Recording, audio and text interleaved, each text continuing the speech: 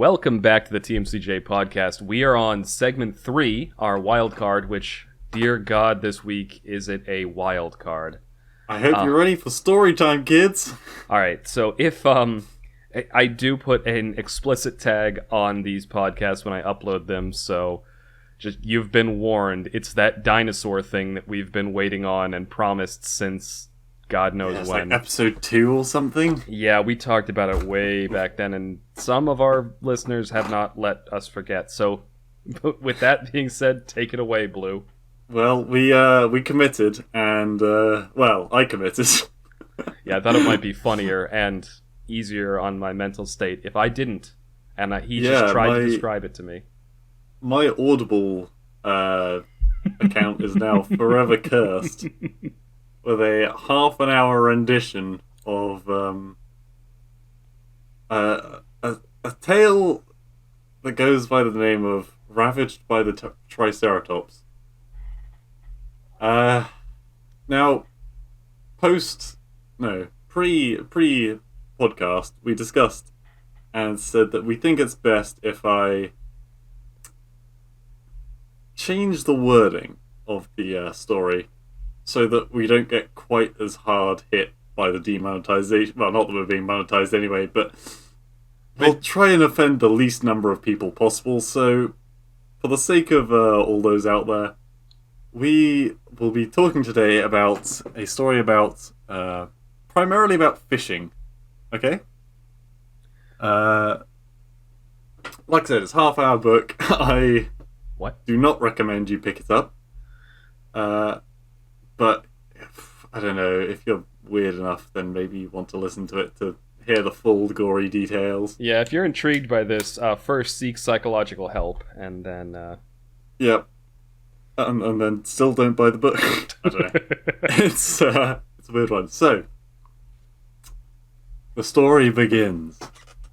It's set in, I assume, some kind of Jurassic era where there's tribes of humans, and one of the rights to becoming a fully fledged grown-up woman is that they have to surpass this challenge where they, without wearing much, they have to pick a wild animal that they have to go out and kill with like just the tools of the land.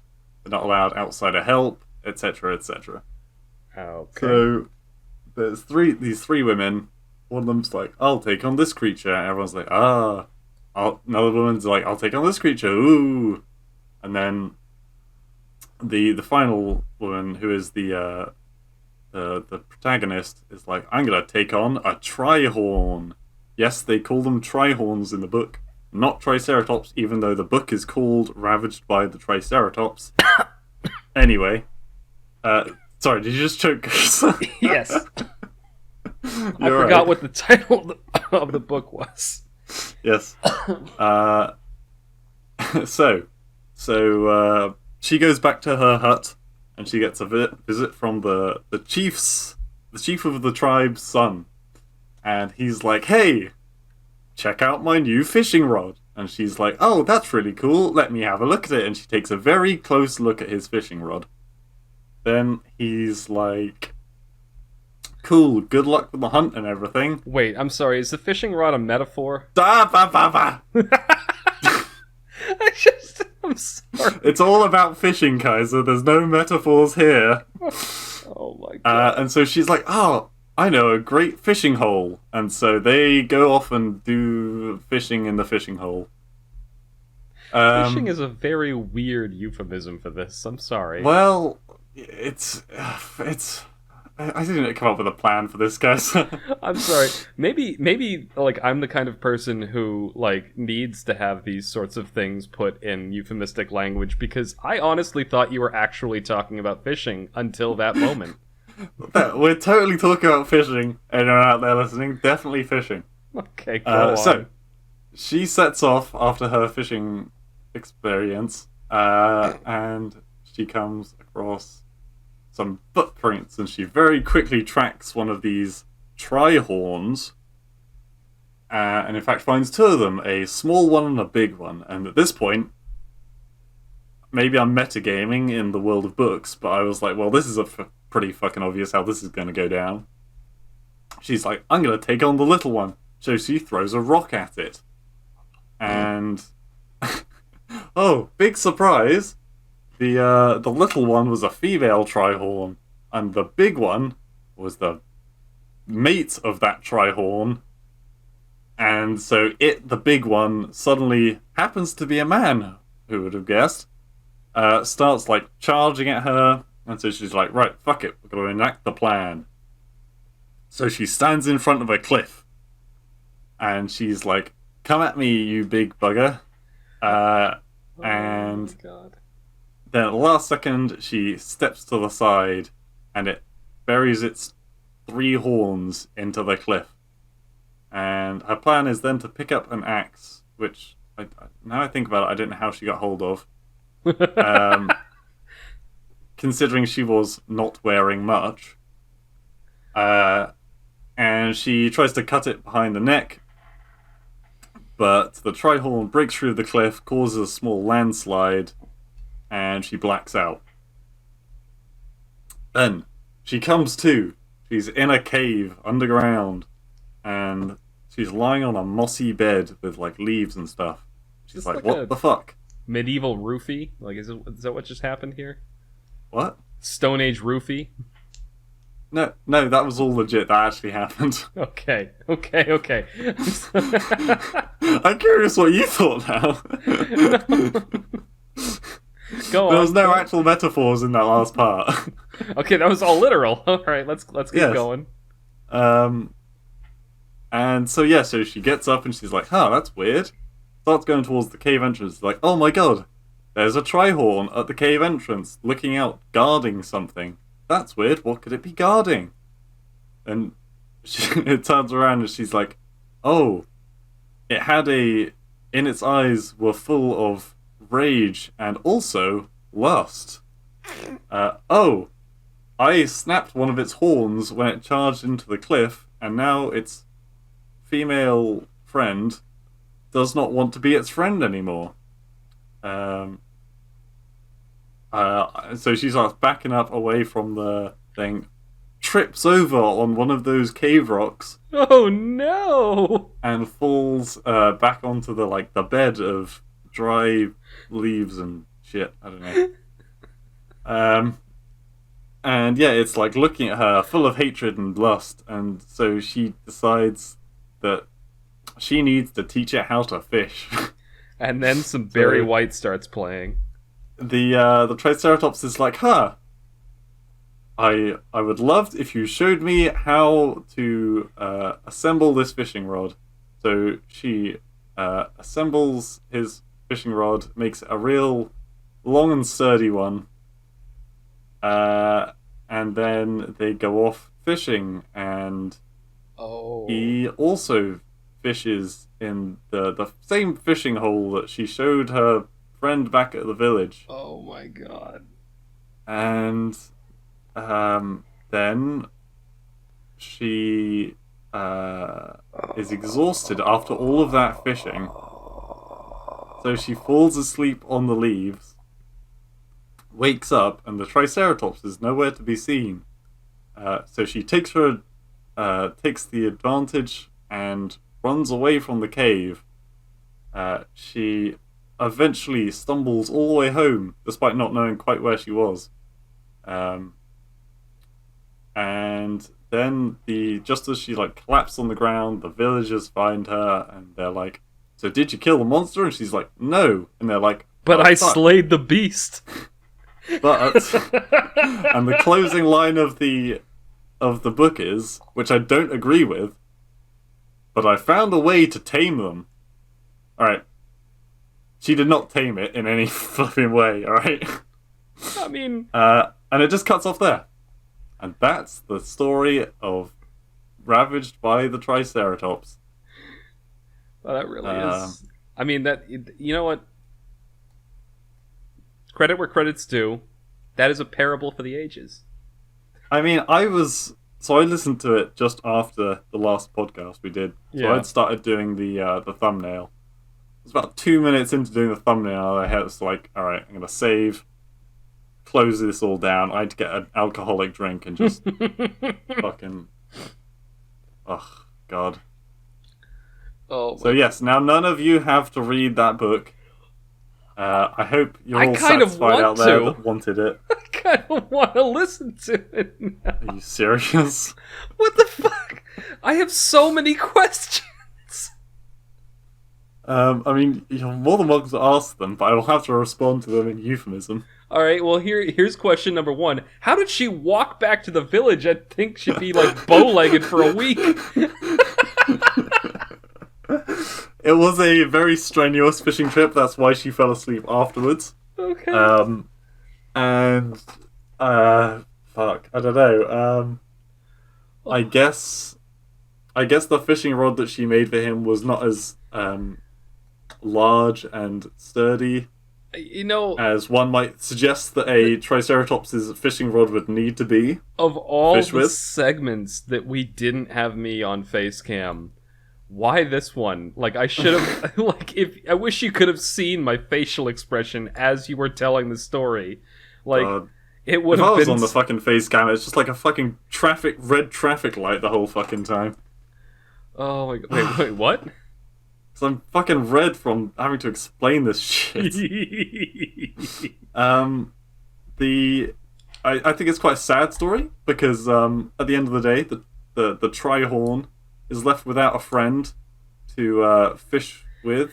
Well, yeah, that's true, and I mean it's kind of fucked up what the female Trihorn did too, because like, you know what, she leaves him because he just gets like a slightly disfiguring injury. Like that's Yeah. horrible. Like, I mean, fuck, I bet she was down the fishing club with Freddy the Triceratops the next day. Yeah. That slut. Freddy and God. his perfectly pristine 3 horns.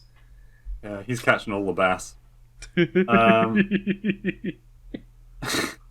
Also, yeah, there's a lot wrong with the story. For a start, where did she get the axe? Second of all, I mean, well, to be fair, maybe she was keeping it somewhere. I don't think Triceratops are that stupid that they would run into a wall. It is But it is a Trihorn, not a Triceratops, so maybe they have smaller brains. Okay, so this is something that I think I can explain. I think Okay. this person watched The Land Before Time before they wrote the story. Or they got them confused with bulls and bullfighting. I mean, no, not the running the cliffs. Calling them Trihorns instead of Triceratopses. It's one of those like classic like tropes of like a primitive society or like a more simple-minded person, essentially describing the thing. Like it's a way to make it sound more, because Triceratops is a very academic sounding name for the thing. But a Trihorn is what conceivably like a cave person would call them, Yeah. right? Because it's like It's the 3 less horns. scientific term. Exactly. So I think I can explain, in terms of why they went in that direction. Well, I mean, it has 4 horns, Kaiser. You forget Well, the fishing rod. Did this book have like a rating on Amazon? Like, how many stars did this get? Because Because I can look it up quickly. Yeah, go ahead. It's in my fucking library now. Yeah. Oh my god. And it's never going away. Oh. Oh. God. And yet, for some reason, because I got that terrible long audiobook about the person that reads people's minds, Audible is still recommending me books like Jesus and the Essences Oh my god. Well, after reading that. I mean, it's my Audible stuff is just all my recommendations are like all kinds of confused. Yeah. Oh, also, the podcast is available on Audible. Oh, is it? I thought I should mention that because I Nice. did it through because I had it in Amazon. They actually it's also available on Audible. So I added it to my Audible library on my phone so I can see whenever it publishes. So, for the sake of all the weird people out there that want to listen to this book, it's, as I said, Ravished by the Triceratops. It's under Dinosaur Erotica in Audible. Why is By- that a genre? Christy Sims and Alara Branwyn. narrated by Buck. Oh, that's another thing. But it's narrated, right? By I'd say probably a 70-year-old dude. Yeah. His name is Very Buck Johnson. A 70-year-old dude describing a fishing rod going into a pond. It's 33 minutes long. Wait, I'm sorry. Did you say the guy's name was Buck Johnson? Buck J. Deet. Oh, I don't know what the middle name is. J. Deet. It's got 3 ratings and it's 3.7 stars. Oh, well, there you go. Shall I read some of the? I don't know. I think I'm more surprised that it was written by a. Well, actually, no. I don't. I'm not surprised at all. Because I'm thinking back of read the comments that are left on the book. Give me a second. So two things. One, I was about to say I'm surprised it was written by 2 women, and then I was like, no, I'm not surprised. Because I have actually read erotic novels before, and I've found that a lot of them are written by women. 2, speaking of it like a 70-year-old man describing these sorts of things, if people haven't seen it, look up 50 Shades of Grey, narrated by Gilbert Gottfried. For reference, he's the guy who voiced Iago in the Aladdin movies. The "Oh my God" kind of voice. Yeah, the parrot. Yeah. So imagine him narrating an erotic novel like 50 Shades of Grey. Okay, go ahead, read the comments. Let's hear it. Okay, so there's I'll start with the 5-star ones, of course. Yeah. There's 2 5-stars and 1 3-star. So one person said, loved it. Great book. Kept my attention all the way to the end. Amazing audio delivery. Loved it. That person needs help. Next. Well, this was different. A lot tamer than you would think. But how do you cram an erotic story in a tiny book? Very carefully, I would imagine. Oh. All this is what they said. I'm sorry. Even the reviews are euphemisms. And the last one is quite a longer comment. Valeria and the Trihorn. So I think the main character is called Valeria. Okay. This was an interesting story where Valeria had to kill a Trihorn for her tribe, which is almost impossible. She ends up with the Trihorn taking the place of her fishing mate. Interesting. Buck Deet did a great job with the narration. I received this free copy audiobook at my request and have voluntarily left this review. Maybe we should leave a review. Honestly, yeah. Why we probably should. But do I want my Audible account being any more cursed than it already is? Well, let's see. Yeah. Oof. If only we could leave a review from the podcast, hey, we read this on our podcast, or not Maybe read it, but we talked about it on our podcast. I know we've talked about making an Audible account for the podcast specifically. Maybe that's...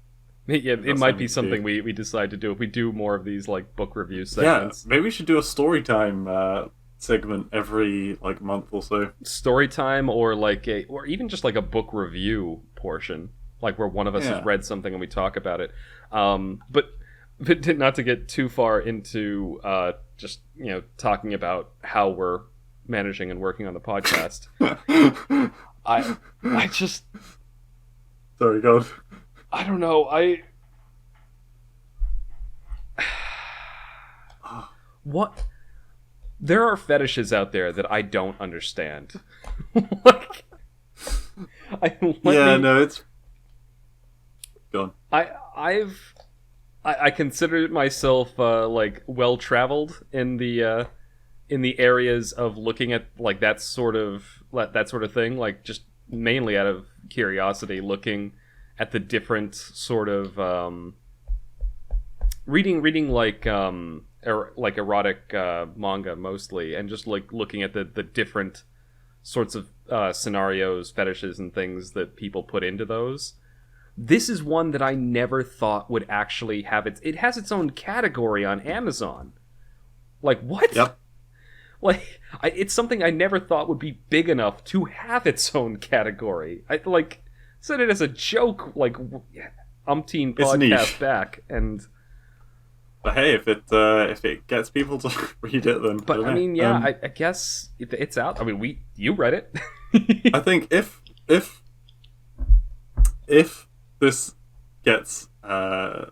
back by popular demand. I've definitely found the next one that needs to be read, and I think you need to read the next one if we do. Okay. If we do another one of these, I will be the one that does it.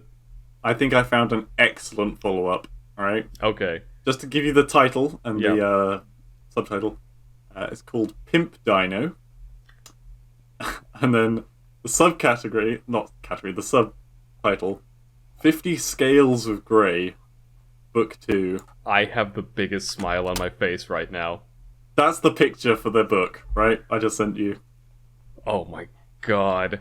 For everyone else that looks who like can't see, that's like the shittiest Photoshop I've ever seen in my life. It's like a dinosaur with a purple like zebra stripe hat and a pimp cane.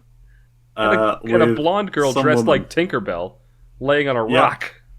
Laying on a rock with like an exploding volcano in the background. If you are interested, that is like twice the length of the book that we just read. It's narrated by the same guy. Different producer though. So if you do want more of this, that's absolutely where we're going next. All right, yeah, okay. And if we do another one of these, then but yeah, if you're watching this on YouTube, comment. If not, respond to us on Twitter. tell us to do more of these. But if you know us personally, just message us. But the next one of these, I will bite the bullet, and I will be the person who listens to it. And hopefully we'll have an account set up for TMCJ podcast on Audible, so we can leave a comment. I didn't. Sorry, I didn't mean to interrupt you there. No, you got it. I finished. Going back to finish my thought from earlier, just about these like kind of weird niche fetishes. I don't have a problem with them existing. Like, I think it's like, okay, you do you. If it's for you, then it's for you. We aren't kink shaming. We're just fascinated by it. Yeah, mildly bemused, to say the least. Yeah, or the morbid curiosity. We're like anthropologists going into a realm or tribe that we neither knew about nor understood. Don't bring up tribes, Kaiser. I'm getting flashbacks. So much fishing, so much rod. I took a sip of tea right as you said that. Sorry. Oh my god. But yes, Pimp My Dino. Holy shit! It's not Pimp My Dino. It's Pimp Dino. Pimp Dino. Can't wait for and that. By the way, the eyes in Pimp and Dino have diamonds above them instead of dots. Yeah, he's a classy dino pimp. Oh my god. Yeah. Can't wait for the reactions from this video, that's for sure. Jesus. I mean, we gave people a warning at the beginning, so... We did. We still got 7 minutes left. We need more content. Oh, we could talk about anything. We could. Oh, actually, you know what? I know exactly what I want to talk about, because I'm finally going to be able to... So do you remember, like, a few something a little bit more tame, on the subject of books still and talking about them? Yeah. So a few weeks back, I mentioned that a friend of mine, a few friends of mine have been doing like a book. Oh, yeah, that was that book you were going to finish. Yeah, right, yeah. Yep. And so I've finished it, and I finished it 2 weeks ago, actually. But I didn't want to talk about it on the podcast because I know one of the people in that book club listens to this. At least one of them. I think two of them actually do. And so I didn't want to give my thoughts away because they did invite me in as like kind of just a guest to chat about it since I read the book as well. Okay. Do you think we're going to start introducing Dino Orgy books into their book club? Oh my god, I really want to. Sorry. But no, the actual book club to talk about it is tonight. And that's why now I can talk about it because this podcast goes up next week. Yeah. They'll hear about it after they've already heard about it. Gotcha. So the book is called Atonement. And it's set in like 1920s, 1930s UK. Mm-hmm. And to an extent in France after World War II breaks out. Okay, yeah. The first part of the book is like kind of a well-off family living out in the countryside in England. And through a contrived series, it's mostly just like... The first part is heavily character development driven. And it honestly... So I've read The Diary of Anne Frank. We have to read it in school, and I read the unabridged version later in life, just because I'm always fascinated about reading like first-person accounts of what like life was like in another era. And that's what that book really boils down to. It's a diary, but you know what I mean. But this book does something similar, where it's almost like a first-person account of life at the time, and it goes through a lot of economic worries and yeah. It's more focused on the people, like the individuals who are like living through this era. The peasants. These weren't peasants actually. They were a very well off family. Oh, okay. But not the middle class or upper class? Upper class. So like where they had their own estate and a pool, which was I assume rare at the time. They had their own groundskeeper and live-in help. There were also some like lower class people there who were friends with them from the local town or village. Okay, so they weren't the stereotypical assholes. Yeah. Well, I mean, the mother was a bit of a bitch, but so basically what happens is through a contrived series of events, like their groundskeeper, her son, who's always been very good friends with the children of the family that live on this estate, he kind of hits it off with one of the eldest daughter of the upper class family, and the two of them have been friends their whole lives. They went to college together. In fact, her father financed him going to college. He ended up being very intelligent and graduating like at the top of his class or something like that. And now he wants to go off to medical school, and great ambitions. But there's kind of become like an awkwardness that's grown between the two of these two. They're both in like their early 20s, and essentially they're both slowly coming to the realization that they actually have feelings for each other. It's a cute little romance, but the thing is, they also have a younger sister who is probably the worst human being in existence. She is like very introverted, but is obsessed with writing these fanciful stories, and she tries her hand at making a play, but she's very pretentious. She wants everything to be just so, right? And she sees the interaction between like her sister and this older boy, and she like in her mind is thinking of all these fanciful stories of like, you know, evil people stealing women off and things like that. And he finally comes to like the realization before like a dinner party that he is in love with this not older, but the older sister. She's younger than him, but you know what I mean. Yeah, I get you. And so he writes a letter to her to apologize and also to kind of softly confess his feelings. But to kind of just get out his frustration, he also writes a more vulgar letter. Now, and he doesn't show that. Unfortunately, he mixes the two of them up. Oh, of course you fucked that. That annoys me. But because you wouldn't fuck that up. Yeah, you wouldn't, in theory. Like maybe if you're like a angsty teenager, you might fuck it up. But he was like 24, I think. I'm like, come on, guy. Anyway, so he thinks that, oh, maybe it's better if she sees the letter, because he still thinks he has the right letter. Maybe it's better if she sees the letter and his apology before he gets there. And so he gives it to the younger sister who he meets on the road, and she runs off, and of course, being the curious little prick that she is, opens it and reads it, and reads the vulgar letter, and suddenly thinks that this guy is a horrible person and everything like that. And they have like a younger, like another cousin who's like 16 living with them, the younger sister being like 13. And the 16-year-old cousin like convinces her that he's a psychopath, like he's a maniac. But the older sister, the one that's, you know, has feelings for this guy, she also sees the letter, and it's vulgar, but it kind of like snaps something in her head where she suddenly realizes like it's vulgar and it's horrible, but I have these same feelings for him too. Like it's a smutty thing, not a disgusting. Yeah, it's not like a horrible like, oh fuck you, you're horrible. It was more of a just like, you know, I want to go fishing intense with you. Feelings, yeah. Thank you. To use your metaphor from earlier. Yes, I would like to catch cod together.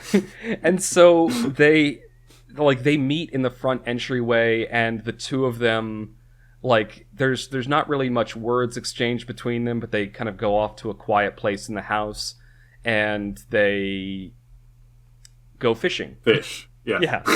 Yeah. And this metaphor is never going away. I'm feeling it right now. And that happens, but the younger sister walks in on them at the end of the event. Oh dear. And so now her fears are confirmed. She doesn't see his mackerel, does she? No. But she sees in the darkness them kind of pushed up in a corner, and in her mind, he's assaulting her, right? Right, okay, yeah. She doesn't have the full idea of what this interaction is, but she thinks of it like it's clearly a violent act, right? In her mind. Yeah. And so later in the night, the cousin, the 16-year-old cousin, actually does get assaulted by another person in the dark, and the younger sister comes on her just as that event is ending, and she makes the... Does what on her? Comes upon her, did you say? Yeah, comes upon her. Okay. Right as the event is ending, and then sees kind of a large male figure leaving, and she jumps to the conclusion that it's this guy, the same guy. Yeah, and then swears to it. In her mind, she knows it's him. She didn't see his face. She didn't see anything that would distinguish just a male figure leaving. And she basically levels a false accusation against this guy and is so adamant that this is what happened, he ends up going to prison. Right, okay. And then in the second half of the book, he's over in France fighting in World War II, having negotiated early release because to join the infantry, and it's revealed. And that still happens these days. Yeah, and it's revealed in these chapters that he's kept in connection with the girl that he had feelings for, and she never believed any of it. She thinks her sister was just being silly, which she was. So being so silly that it ruined her friend's life. Yeah. And so she's kept in correspondence with him. When he gets out for the infantry, they finally see each other again, and they embrace and kiss, and it's a very sweet scene. But then soon enough, he's sent off to war. And the war happens. I won't go into World War II or to World War II. So we're talking 1930s. And I won't go into too great a detail about what exactly happens, but essentially the younger girl, when she grows up, finally realizes her mistake and what she did wrong, and is trying to find redemption for it. Tragically, that never happens. The guy dies of a infection from a shrapnel wound over in France, and her sister dies in bombing in London. For a second there, I thought you were going to say from a fish. No. Shrapnel. Oh, there's fish infections. Shrapnel wound. And her sister gets bombed to death, and the younger sister never finds redemption. What's annoying about the Juliet book... ending, then. No, yeah, they never get that far, but they tease you with it. They make it seem like he made it home, and that he and the girl finally reunite, and that the younger sister finally meets up with them and finds her path to redemption by telling everyone what actually happened and everything, and revealing the true assailant. To use Does the younger sister... Sorry. Is the younger sister what? I was going to say, does the younger sister go out and do anything with her life after the fact? She becomes a novelist. Okay. And she writes a quote-unquote fictional account of everything that happened, changing just enough details and names to not be liable, because it turns out that the guy who actually performed the assault went on to become a lord. And so the legal mechanism behind him would not allow her to actually say what happened, because, would have been basically she just ended up profiteering from her sister and... Yes. She is a shitty person in the beginning of the book, realizes she's a shitty person in the middle of the book, then because she's a coward, she does nothing about it and profiteers off the misery of her dead sibling and her boyfriend, which she sent away for a crime he didn't commit. Because there was two ways I thought that could have ended, which would have been better, which were both extremes, which are A, she either goes out and does something right and decides to help people in similar circumstances or help in the war effort or something, which he kind of stood for. Or alternatively, she goes super angry and starts trying to like tear down everything that he was a part of. And I think both of them would have been better endings from the sound of it. No, she ends up being just a milquetoast coward who writes books about what quote unquote happened. And in the books, she's a little bit more of a hero. Oh, so really? she finds redemption by writing fan fiction about a time where she found redemption. She alters history, yeah. It is honestly so. I like the story, but I also like very depressing stories. Like I'm a fan of like kind of the darker, more depressing kind of narratives. They cheer me up. Yeah. The story up to that point sounded pretty good. It was like part one of the book was very interesting. I loved like the period like descriptions and the way they described the characters and the environment and the social like structures and everything. I thought that was all very well done, and they switched perspectives very well. Even the second part was pretty good, but it was in the end where they finally revealed like that, you know, he didn't make it home. Her sister died, and the younger one never found redemption and ended up just profiting off the misery of the other two. Yeah. Based on your... Sorry, I thought you finished. No. But the final thoughts on that, it's just... It is a very bittersweet and tragic ending, but the character who, quote-unquote, found atonement, the title of the book, never does. She's just a shithead from beginning to end. Based on your pretty strong knowledge of the period, would you say it was, like, historically accurate? Yes.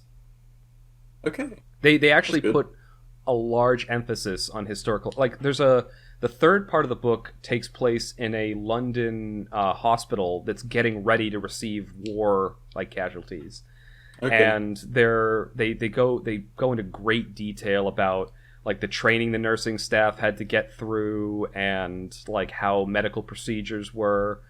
In the beginning of the book, they actually do a very good job describing and replicating what the social structure was like, how people would have talked and interacted. I found it to be very... And even the war bits in France, talking about the supply chains and the chain of command, how soldiers interacted and dealt with each other. It was all very... I found it... I found it all to be very historically accurate. Did it talk about, like, the Wall Street crash and stuff? No, it really focused more on the people. Okay. I mean, because that would, like, massively affect the economy, and so a lot of the people, so I wondered if that had a influence over their decisions. It would, but it mostly focused on, like... So this was after the Wall Street crash happened. So the book starts and opens in the mid-1930s, in the lead up to I think you said it went from 20 to 30s. I thought 20s at first, and then I was going back in my head, I'm like, no, it actually didn't. So it started in like the early to mid 30s, and then concluded in the middle of World War II, and then in the middle of World War II. So the so it wasn't very big time period then. No. The whole book takes place within the span of like maybe 5 to 8 years. Gotcha. And it skips several years right in the middle. Yeah. I think it skips... Oh, yeah, I suppose when they all go separate ways and do things, yeah. Yeah, it skips that whole time period from when he gets arrested all the way until the war starts. And his interaction in the war, he was part of the first expeditionary force into France, and most of his chapter is him and his troop making their way back to Dunkirk. Oh, okay. So it talks about his life, in, like, does he send letters home, or does yes, he talk about it does. his actual... It does talk about the letters back and forth, that's cool. And the breakdown of the supply chain and the mail to get the letters back and forth. Yeah, sounds interesting. Honestly, the book was quite good. It was surprisingly good. But the ending... So my friend that told me to read this book absolutely hated and despised the ending. Oh, I'm glad. I'm glad we're on the same page. I didn't despise the ending, but I think it reinforced my opinion that the younger sister was a horrible person. Yeah. I think just she was, from start to finish, a terrible person. And I think she was a terrible person not out of malice, but out of ignorance and cowardice. Yeah. if that makes sense. Yeah, I mean, I assume the book doesn't try and paint her in a good light. It honestly does a very good job painting everyone in a neutral light. Okay, Like that's good. Like that was kudos to the writer. This person was able to, like, you never had a strong feeling that anyone was trying to be shown as good or evil. They all came across very neutral, and it was up to you as the reader to go, all right, this person's a bad person or this person's a good person, and make your own conclusions as to why. Gotcha. Oh, cool. Got any final thoughts on it? Well written, Right. bittersweet ending, compelling characters, and a shithead narrator. In the form of that one kid. Yeah, that's it. It's worth a read if that sounds like your cup of tea. It's definitely more focused on character and story than it is on the wider world. It's definitely like a zoomed in focus on people rather than like a more macro focus. So not my normal type of book, but I enjoyed it. I think we've already got your final thoughts on the book you read, so... Well, yeah, we don't need to get back into that. I feel like it's been a nice calm down after that. Yeah. All right, let's end it there then. Yep. All right, this is going to be the end of episode 24 of the TMCJ podcast. Hopefully you've enjoyed it, and let us know if you want us to do more of these book discussions. But until then, thank you for listening, and hopefully you'll tune in again next week. Have an awesome week.